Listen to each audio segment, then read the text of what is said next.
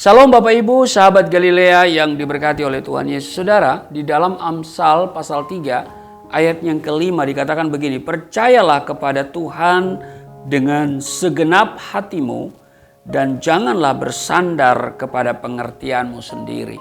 Saudara, seringkali di dalam kehidupan kita temukan kenyataan yang jauh dari harapan. Kita menghadapi masalah bertubi-tubi.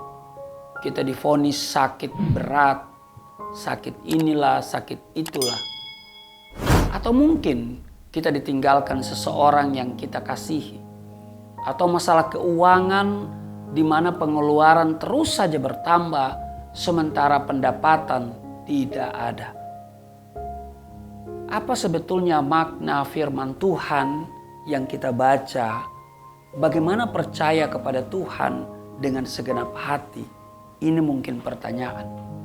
Saudara, ayat ini berbicara bahwa justru pada saat-saat terjepit, pada saat penuh dengan kesesakan, dan kita tidak tahu lagi harus bagaimana, adalah saatnya kita belajar menyaksikan kemahakuasaan Tuhan.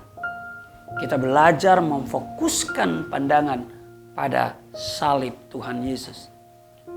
Berpikir dan yakin bahwa Allah itu baik. Dia pasti tahu cara menolong kita dan pada akhirnya kita bisa menikmati keajaiban kuasanya.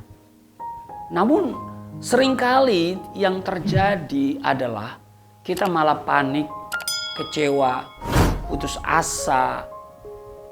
Ya, itu karena otak kita terus berputar, ingin mengatur pertolongan Allah dengan cara kita.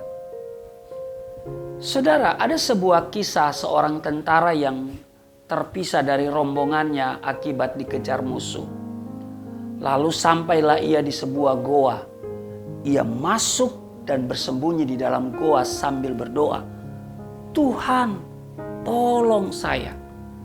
Tak lama kemudian terdengar keriuhan musuh mulai mendekati goa.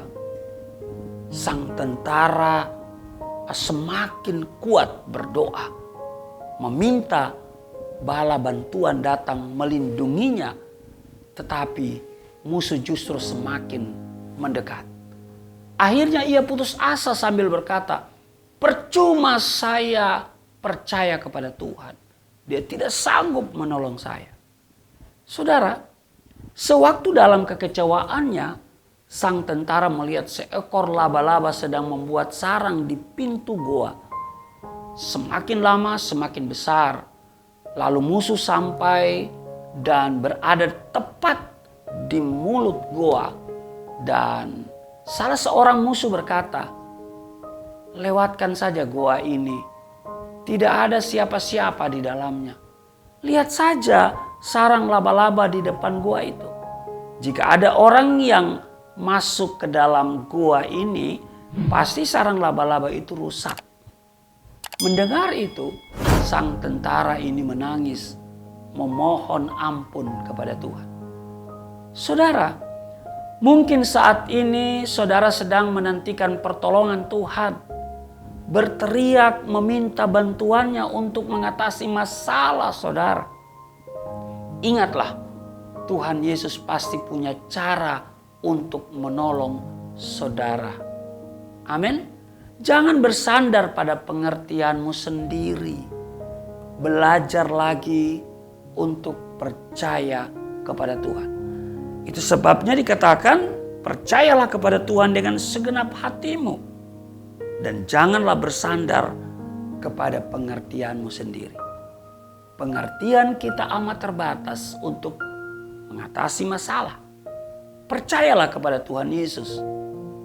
Dia pasti memberikan jalan keluar dari setiap persoalan kita. Sehingga bersama Dia kita dapat mengatasi masalah tanpa masalah. Tuhan Yesus memberkati. Mari kita berdoa. Terima kasih Tuhan, kami belajar untuk percaya lagi dengan sepenuh hati kepadamu. Di masa-masa yang sukar, kami tidak akan berjalan dengan pengertian kami sendiri, tetapi kami selalu memohon hikmat. Kami mohon penyertaan, pertolongan Tuhan, dan Engkau punya banyak cara untuk menolong kami. Terpujilah Engkau memberkati seluruh sahabat Galilea yang selalu mengikuti tayangan Sahabat Galilea ini. Di dalam nama Tuhan Yesus, perekonomian mereka tetap diberkati, tidak kekurangan, dan juga kesehatan mereka terjaga. Di dalam nama Tuhan Yesus, haleluya. Amin.